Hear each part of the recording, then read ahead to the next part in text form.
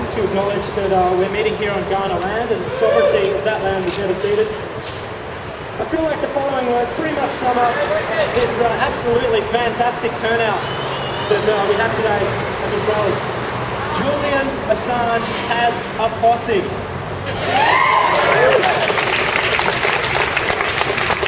We are all Julian Assange because an attack on Assange is an attack on Wikileaks. And an attack on Wikileaks is an attack on us and our right to know the truth. Now, the government think they can rid their hands of this issue and support the US in their active campaign against Assange and Wikileaks, they're sadly mistaken. Rallies like this have happened all around the country with huge turnouts and amazing public support. This tells me something. This tells me that the people are not buying the lies that Wikileaks is the threat, but that government secrecy and oppression of the truth is the real threat against us people.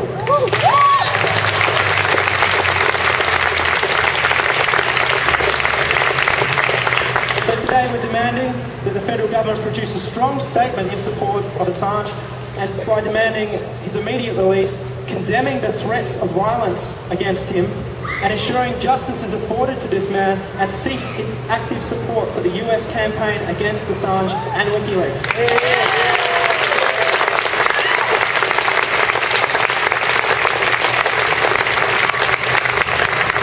Whatever happened to innocent until proven guilty? Assange has been extradited to Sweden. He remains in custody, although he's not been found guilty of anything, from where there is a genuine risk that the US will get their hands on him and make him face espionage charges.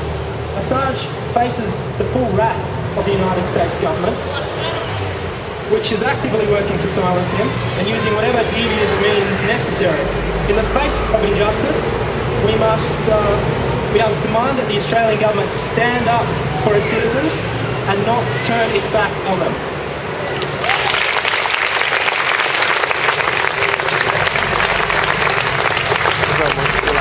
Now I'd like to welcome to the microphone Sarah Hanson-Young, Senator for South Australia, Green Senator for South Australia, and she'd like to say a few words. I think it's wonderful that people like yourselves, us here in Adelaide, have joined with groups rallying across the country in the last few days in support of freedom of speech, freedom of information, and the truth that the people need to know about what their diplomats are saying and how government really works. I was speaking to a Vietnam vet yesterday, and he said he thinks that what's going on with Wikileaks is the best thing ever. He said finally people are starting to understand and recognise the way governments operate, the way they interact with each other, and finally people are starting to understand that the truth that they thought perhaps isn't all there. That they want more truth from their politicians, they want more honesty from their politicians, and they want people like Julian Assange to be able to facilitate that. If the government won't do it, who will? If the government won't be honest, who will? If the government won't, if governments around the world trying to disclose and avoid transparency, then we need Wikileaks. We need people like Julian Assange to be able to facilitate that information to the people. We need the Australian government to stand strong for this man. We need the Australian government to ensure and guarantee his passport. He is an Australian citizen, and when whatever happens in Sweden or the UK, when it's time for him to come home, when he needs to come home, he needs to be able to, he needs to be welcomed, and we need our Australian government doing everything they can to support an Australian citizen. Julia Gillard.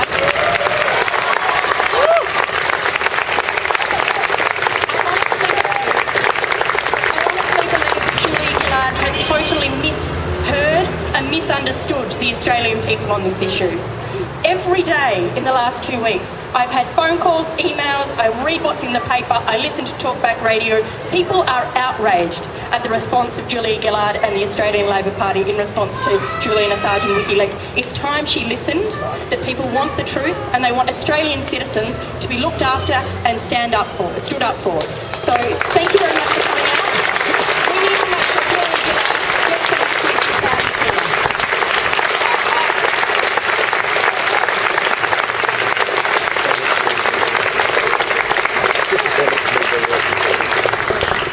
Next up to speak is James Scott.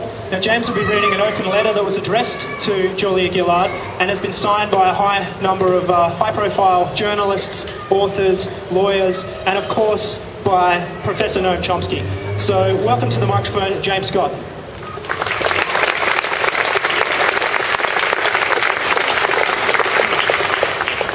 Dear Prime Minister, we note with concern the increasingly violent rhetoric directed towards Julian Assange of Wikileaks. We should treat Mr. Assange the same way as any other high-value terrorist targets. Kill him, writes conservative columnist Jeffrey T. Cooner in the Washington Times. William Crystal, former Chief of Staff to Vice President Dan Quayle, asks, why can't we use our various assets to harass, snatch or neutralise Julian Assange and his collaborators wherever they are? Why isn't Julian Assange dead, writes the prominent US pundit Jonah Goldberg. The CIA should have already killed Julian Assange, writes John Hawkins on the right-wing news website. Sarah Palin, a likely presidential candidate, compares Assange to an Al-Qaeda leader. Rick Santorum, former Pennsylvania senator and potential presidential candidate, accuses Assange of terrorism. So on and so forth. Such calls cannot be dismissed as bluster. Over the last decade, we have seen the normalisation of extrajudicial measures once unthinkable, from extraordinary rendition, kidnapping, to enhanced interrogation, torture. In that context, we now have grave concerns for Mr. Assange's well-being. Irrespective of the political controversy surrounding WikiLeaks, Mr. Assange remains entitled to conduct his affairs in safety and to receive procedural fairness in any legal proceedings against him. As is well known, Mr. Assange is an Australian citizen. We therefore call upon you to condemn on behalf of the Australian government calls for physical harm to be inflicted upon Mr. Assange and to state publicly that you will ensure Mr. Assange receives the rights and protections to which he is entitled, irrespective of whether the unlawful threats against him come from individuals or states. We urge you to confirm publicly Australia's commitment to freedom of political communication, to refrain from cancelling Mr. Assange's passport in the absence of clear proof that such a step is warranted, to provide assistance and advocacy to Mr. Assange, and to do everything in your power to ensure that any legal proceedings taken against him comply fully with the principles of law and procedural fairness. A statement by you to this effect should not be controversial. It is a simple commitment to democratic principles and the rule of law. We believe that this case represents something of a watershed, with implications that extend far beyond Mr. Assange and WikiLeaks. In many parts of the globe, death threats routinely silence those who publish or disseminate controversial material. If these incitements to violence against Mr. Assange, a recipient of Amnesty International's Media Award, are allowed to stand, a disturbing new precedent will have been established in the English-speaking world. In this crucial time, a strong statement by you and your government can make an important difference. We look forward to your response.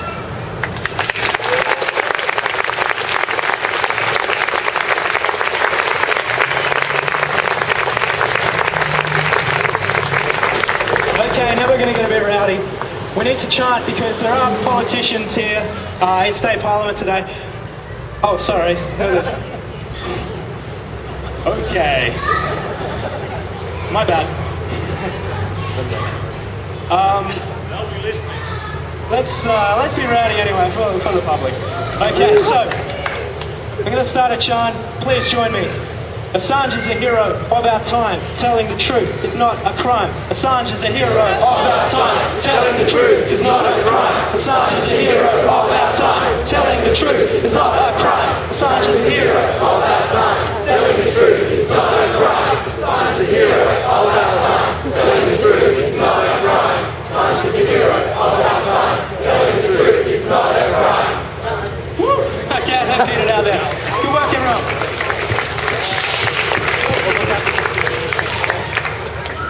Okay, so next up we have Renfrey Clark, who will be speaking on behalf of the Socialist Alliance.